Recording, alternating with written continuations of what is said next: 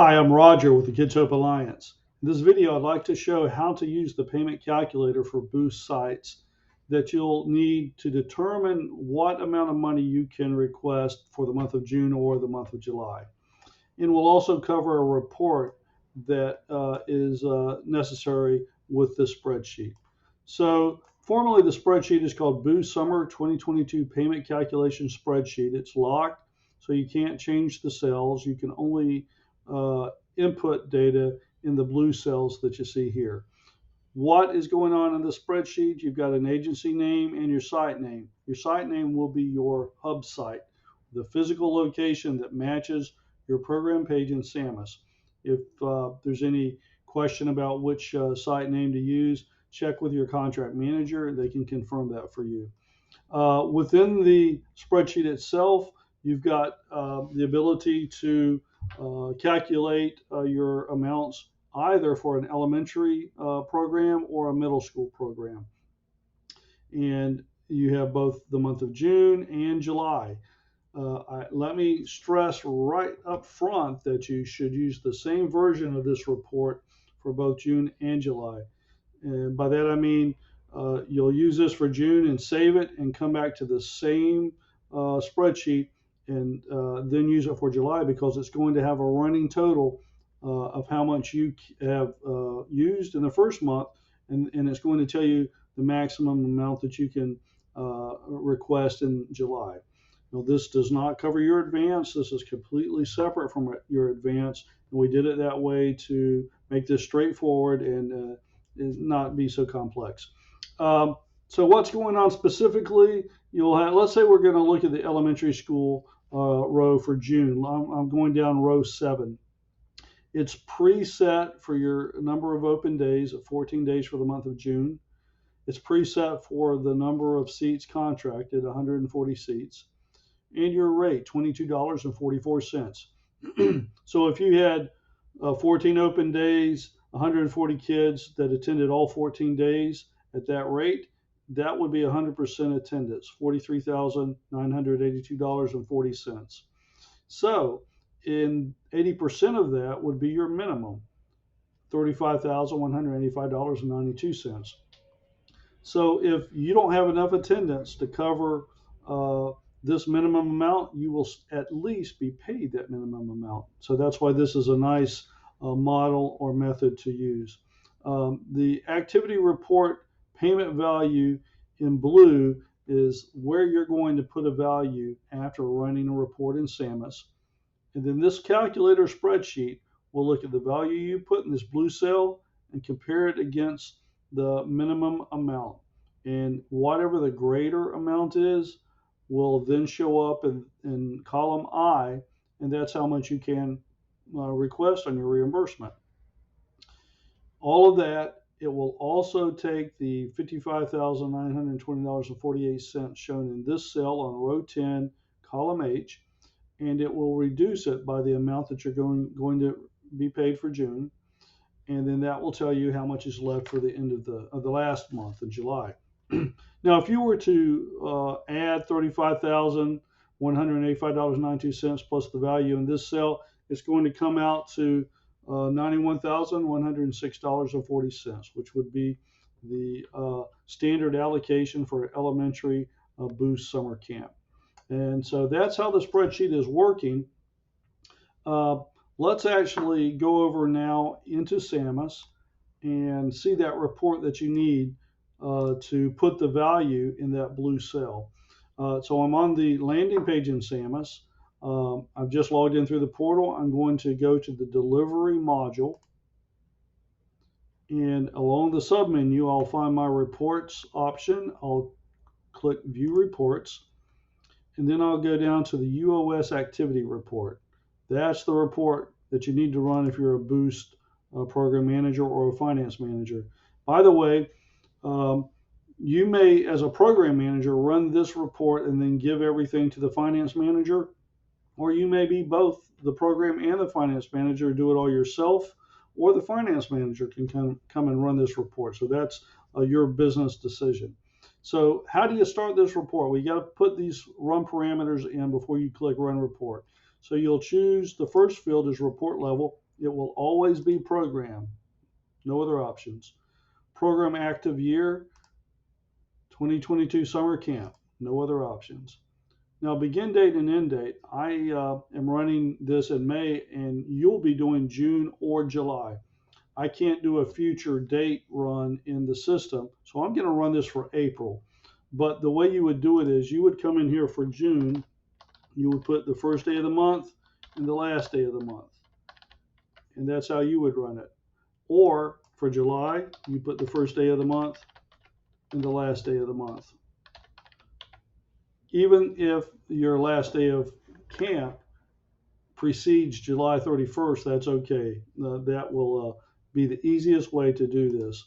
Now, again, I said I'm going to run this for April. I have a little bit of test data in there for this month. So I've got my report level, my active year, my begin and end date. Now I need to choose my program, my hub site location. For this test account, I've got it set up to this jumbo softball thing. And then the other stuff, just leave it as is. Program site, don't worry about anything. Include monthly narrative, no changes. When you have it set up like this for your specific circumstances for either June or July, run the report. But before you run this report, please make sure that all the attendance is completed for the month you're running.